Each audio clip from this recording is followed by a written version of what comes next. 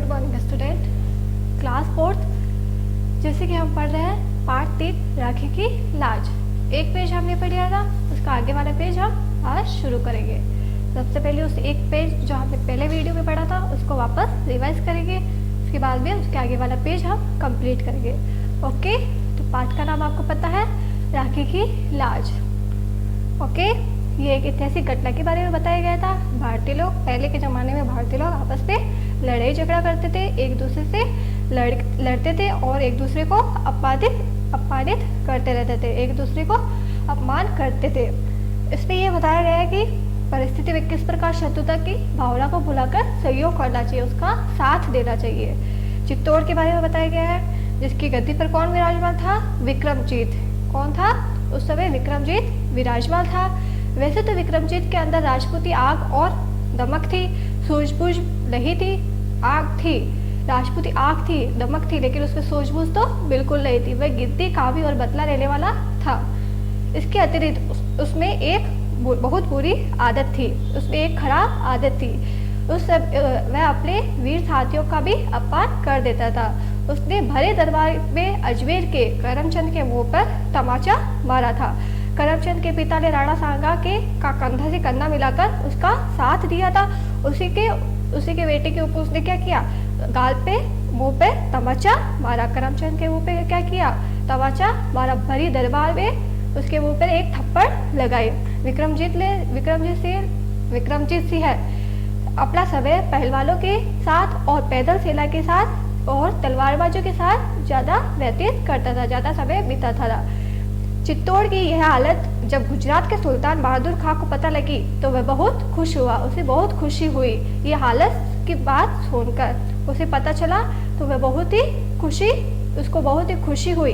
यही तो मौका था अपने पूर्वजों की हार का बदला लेने का।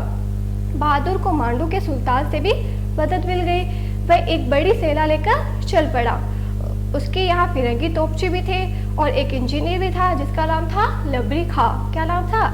लबरी खां। विक्रमजीत सिंह उस समय बूंदी के इलाकों में अपनी सेना लिए पड़ा था। कहाँ पर था? बूंदी में अपनी सेना लिए पड़ा था। कौन? विक्रमजीत सिंह। चित्तौड़ में नहीं था, वह बूंदी के इलाकों में अपनी सेना लिए पड़ा था।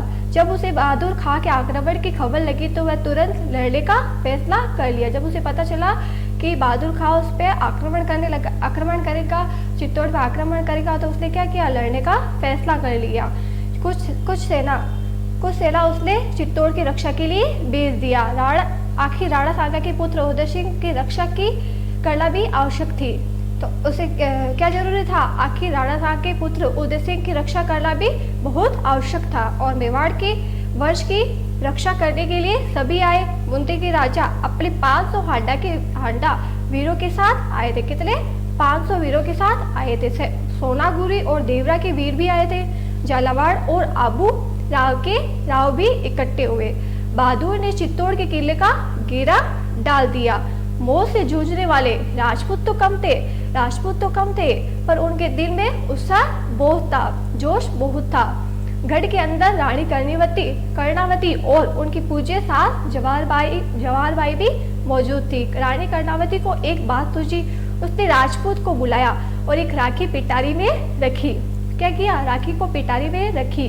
50 हांडा सवारों के साथ राजपुरोहित को सुरंग के द्वारा किले से बाहर निकाल दिया। उसने मुगल सम्राट हुमायूं के लिए राखी भेजी थी। उसे अपना भाई बनाया था और उससे रक्षा की प्रार्थना की थी। जवाहरबाई ने कहा, क्या तुम समझती हो कि हुमायूं एक मुसलमान होकर दूसरे मुसलमान बहादुर खां के खिलाफ खड़ा होगा? क्या बोला उसकी सास ने रानी कर्णावती को, अपनी बहू को, कि तुम्हें क्या लगता है कि एक हुमायूं मुसलमान होकर दूसरे मुसलमान के लिए खिलाफ खड़ा होगा? बहादुर खां क्या था? मुसलमान, और हुमायूं भी मुसलमान था। हुमायूं जिसके लिए कर्णावती ने राखी भेजी थी और उसे राखी भेजी थी, उसे मुंह बोला भाई बनाया था। ओके, कर्णावती ने कहा, हाँ मुझे विश्वास है कि ये राखी बांध बहन की रक्षा के लिए अवश्य आएगा। उसे भरोसा था कि उसका मुंह बोला भाई हुमायूं जरूर आएगा उसकी रक्षा के लिए। राजपुरोहित रातों रात किले से बाहर निकलकर हुमायूं से मिलने चल पड़ा। राजपुरोहित ने क्या किया, रातों रात किले से बाहर निकला और हुमायूं से मिलने के लिए चल पड़ा। बहादुर खां का दबाव बढ़ता जा रहा था। कर्णावती किले की दीवार पर खड़े होकर देखा करती थी। क्या करती थी कर्णावती, दीवार पर खड़े होकर देखा करती थी। उसे अपने मुंह बोले भाई हुमायूं की प्रतीक्षा थी। किसका इंतजार कर रही थी वह, वो सोच रही थी कि उसका मुंह बोला भाई हुमायूं जरूर आएगा और उसकी रक्षा करेगा। उसे भरोसा था कि हुमायूं अपनी बहन की रक्षा के लिए अवश्य आएगा। उस दिन बहादुर खां का दबाव बढ़ता ही जा रहा था, बहुत ही बढ़ता जा रहा था। किले की विशाल दीवार हिल गई। विशाल दीवार थी, बहुत बड़ी दीवार थी, वो भी हिलने लग गई। लगभग 45 फीट की ढह गई। बुरी तरह मार काट हो रही थी, बहुत युद्ध हो रहा था, बुरी तरह मार रहे थे, काट रहे थे। जवाहर बाई को कोई आसपास नजर ही नहीं आ रहा था। उसने अपनी बहू कर्णावती को बुलाया और कहा बेटी अब वीरता दिखाने का समय आ गया है, शायद थोड़ी देर तक हमारे वीर इस हमले को रोक सकेंगे। उसकी सास को पता चला जवाहर बाई को कि अब वीरता दिखाने का समय आ गया है। अब ये वीर हमारे वीर ज़्यादा देर तक ये हमले नहीं रोक सकेंगे, इसलिए हमें कुछ करना चाहिए। कर्णावती ने एक बार फिर किले से बाहर नजर दौड़ाई। वह बुदबुदाई, मेरा मुंह बोला भाई हुमायूं जरूर आएगा। वे फिर से बोली। उसकी नज़र किले के बाहर थी, दीवार पर खड़ी इंतजार कर रही थी कि उसका मुंह बोला भाई जरूर आएगा और उसकी रक्षा करेगा। सबसे पहले तो बालक उदय सिंह को किले से बाहर निकलवाना था। बालक उदय सिंह बूंदी राजकुमार को सौंप दिया गया। किसको सौंप दिया? उदय सिंह को बूंदी के राजकुमार को सौंप दिया गया। जवाहर बाई ने कहा बेटा मैं चित्तौड़ वंश का बीज तुम्हें सौंप रही हूँ। किसने कहा? जवाहर बाई ने कहा कि वे अपना बालक उदय सिंह आपको सौंप रही हूँ। ये हमारे चित्तौड़ का वंश है, बीज है, ये मैं आपको सौंप रही हूँ। इस वर्ष की लाश तुम्हारे हाथों में है। सौंपते हुए क्या बोला? राजकुमार को, बूंदी के राजकुमार को सौंपते हुए बोला कि अब चित्तौड़ की लाश, हमारी वंश की लाश तुम्हारे हाथों में है। बूंदी का राजकुमार 100 घुड़सवारों के साथ सुरंग से निकल गया। उधर कर्णावती ने सब राजपुरोहित को बुला लिया और सबने 16 श्रृंगार किया। अपने 16 श्रृंगार मतलब सब बहुत अच्छी तरह से तैयार हुए। चूड़िया, कंगन, मांग, सिंदूर, मतलब सब कुछ लगा के सुंदर तैयार हो गए। अपनी मांग में गहरा सिंदूर भर लर्जते होठों से वे जोहर गाने लगी। धू धू करके चीता जलने लगी। चीता भी धू धू करके जलने लगी। तभी जवाहर बाई वहां आई। वह सिर से पांव तक जिरह 72 पहने थी।